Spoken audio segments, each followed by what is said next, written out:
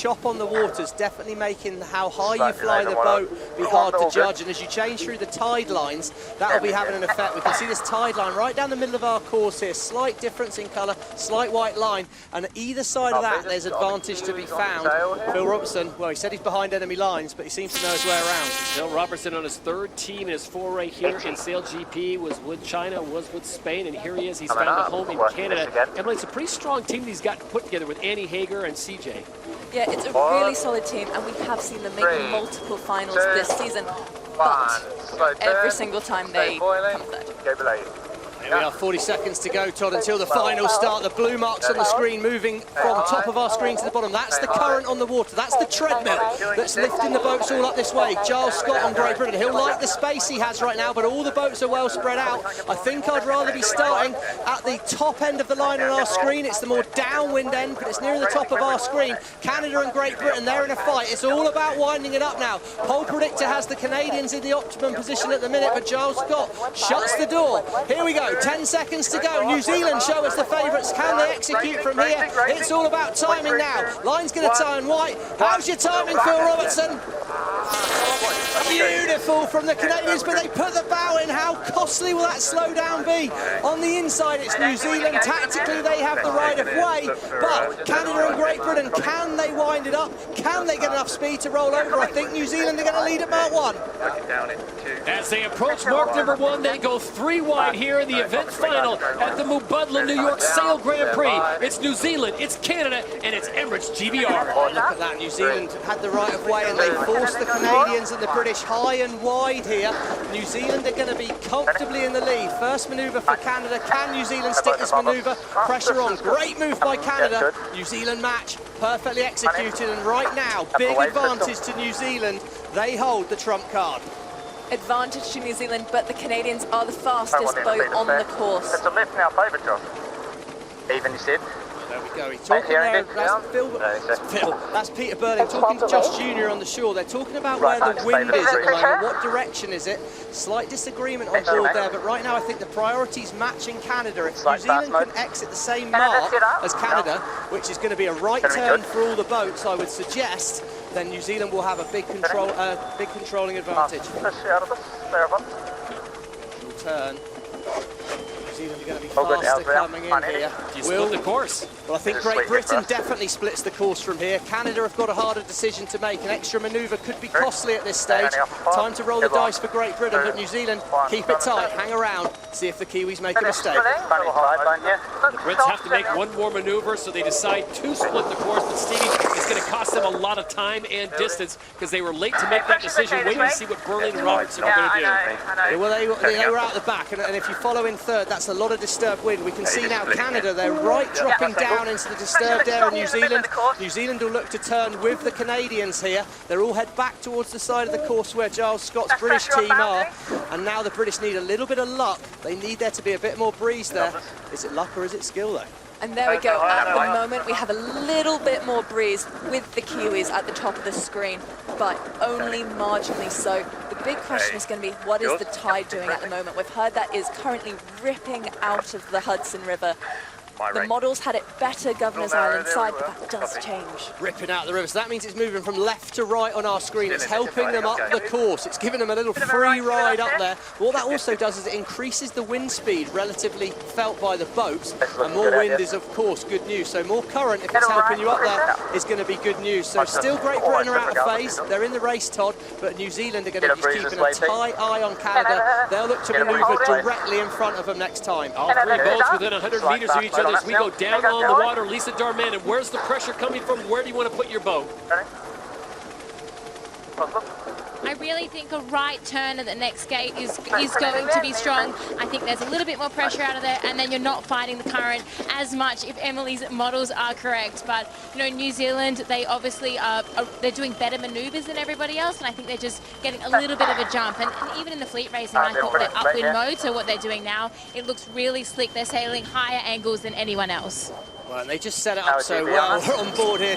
T-Mobile 5G POV camera, and they're pushing it high on the ride height. That rudder in the back right-hand corner, you can see it shaking around. It's right on the rev limiter there. But I think what they've done well is they put a careful move in above the Canadians on the first turn out of gate 2, and they set it up to just land right in front of them and totally block the wind onto Canada the whole way across here. So it's a big gain for New Zealand, total control. Canada are going to have to turn right at the top. Does the New Zealand boat set up to turn to the right? I think they might go left turn, an early manoeuvre on board New Zealand. The Kiwis with Blair Tuke and Peter Burling directing the black foils around. They make the turn, and it is a left for them as Canada and Emirates GBR still not quite there yet. And this is dangerous times for the rest of the competition because if Pete Burling finds open space and good wind, Stevie, he will check out and be gone. Now, without being too putting a kiss of death on him, this race is done, barring a mistake from the New Zealand boat. Now they've got a big enough lead that they can easily cover off any move by the boats behind. It's just about executing manoeuvres, so it's really a race for second here. Canada have sailed a lot of extra distance to take that right turn. That's advantage Great Britain now. New Zealand, well, it's just a bit of a masterclass for the black foils at the moment. Right now, priority for the Canadians is holding on to that second place. We've seen them too many times hand it up, get a third. And right now, there is that really tight battle in the middle of the fleet on that overall scoreboard. And if you look at that scoreboard, currently they're at the bottom of the rankings of those 4 teams at risk of losing their spot next season. Canada has been into the event final 3 times this year and yet to close the deal. Right now, Masterclass is being applied to the rest of the field as Peter Burling and the Kiwis, the black foils, Stevie. They get away from everyone. It's almost like they have agoraphobia. They don't want to be around people. Stay away from us, and they just do their own thing. Well, they're just quite fast, aren't they? I mean, you know, the criticism I've always had for them is that they're not been very good at the starting in the fleet racing, and they've made it hard for themselves. But in the 3 boats, Pete's been on fire and a brilliant start. Don't underestimate how well he nailed that start. In total control, they've been able to dominate. And the numbers are showing exactly that at the moment. They're 1.5 k an hour average, faster speed than the other 2 boats. They've also sailed less distance.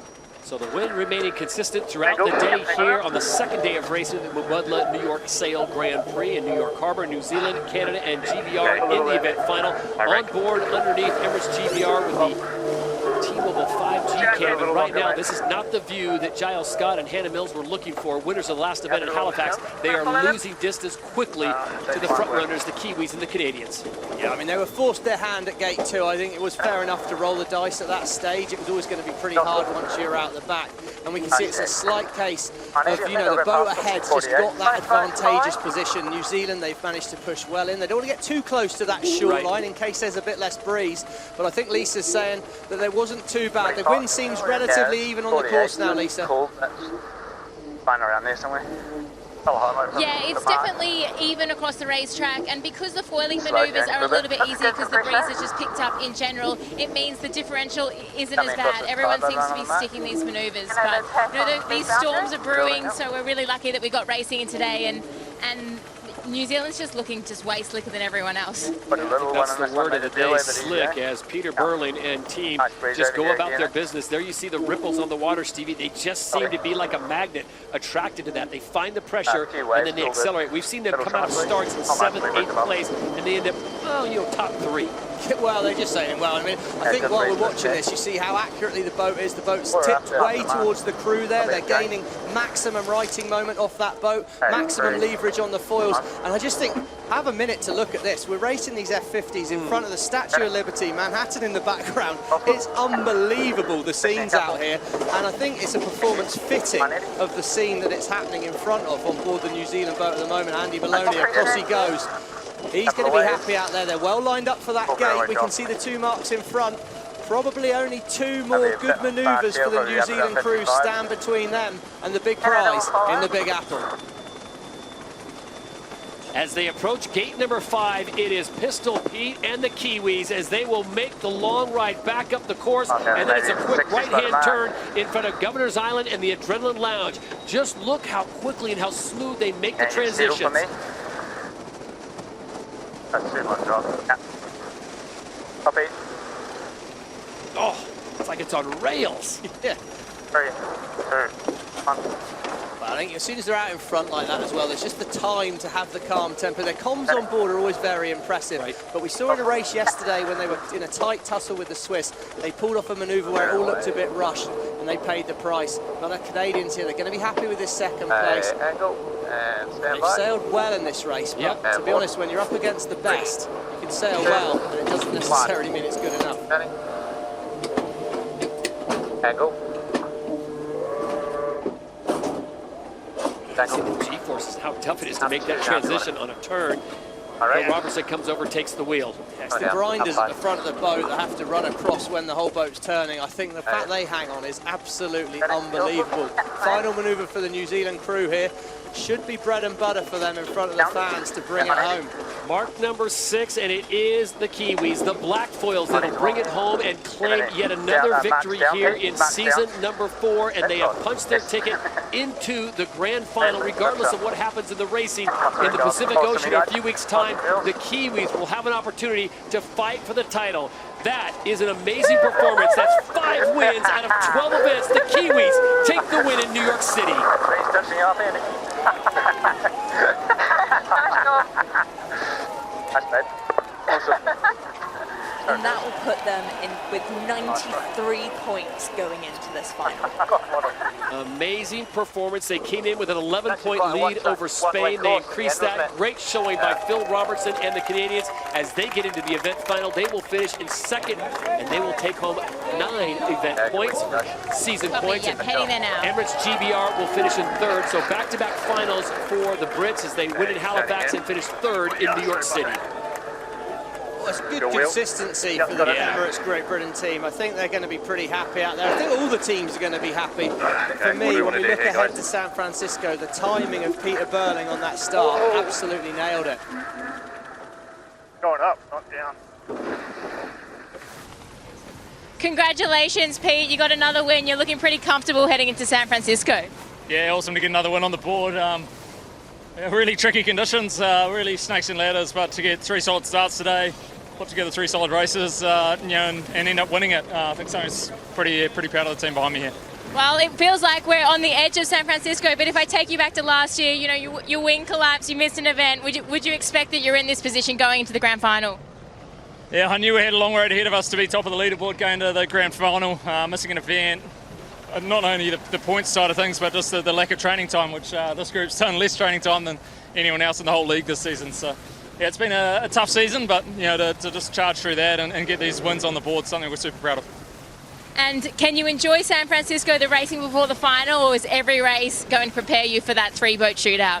I'll be trying to win San Fran for sure, and then yeah, it was awesome to win the last final going into that as well. Give us a little bit of confidence, and you know, we've obviously been working on that in the background for quite a while, and pretty happy with where we're at. Thank you so much, Pete. Congratulations. Thank you.